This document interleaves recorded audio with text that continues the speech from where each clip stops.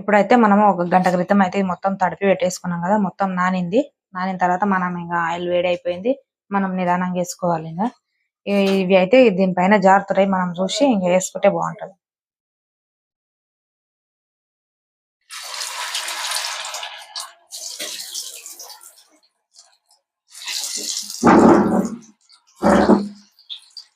లోపల మొత్తం ఉడికినంత వరకు నార్మల్ గా సిమ్ లోనే పెట్టుకొని ఉడికించుకోవాలి. ఉడికించుకుంటే ముక్కలు అనేది లోపల వరకు అయితే నీట్ గా ఉడుకుతాయి.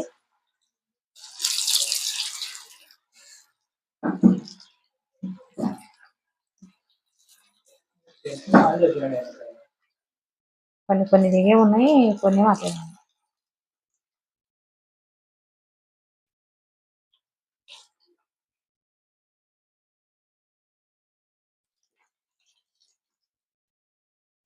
ఆల్రెడీ ఒకసారి బజ్జీలలో ఏళ్ళు అద్దుకున్నాయి అందుట్లో.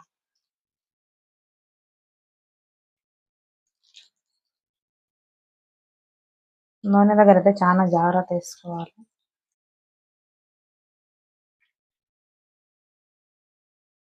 నిదానంగా సిమ్లో ఉడుకుతుంటే ఆ లోపల ముక్క మొత్తం ఉడుకుతుంటది మంచిగా, లేకపోతే పచ్చి పచ్చి వాసన రాదా.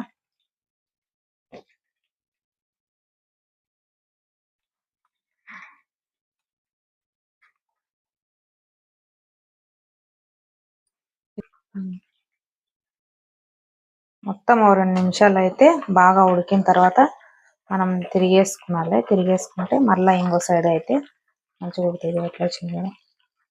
కారం పొడి ఇంత రెడీగా, కారం ఎక్కువైంది అంటాడు. అట్లా మొత్తం మరలేసుకొని మళ్ళా ఉడకబెట్టుకోవాలి బాగా, లోపల వరకు బాగా కరం కరం అనేటట్లు. బొక్కలు కూడా నుజ్జు నుజ్జు కావాలి.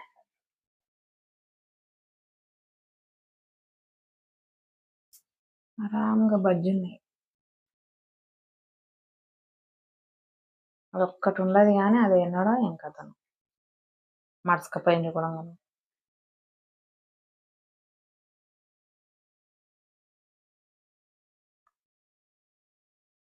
కోడి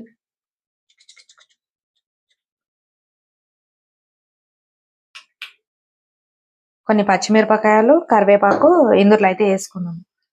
వేసుకుంటే బాగుంటది.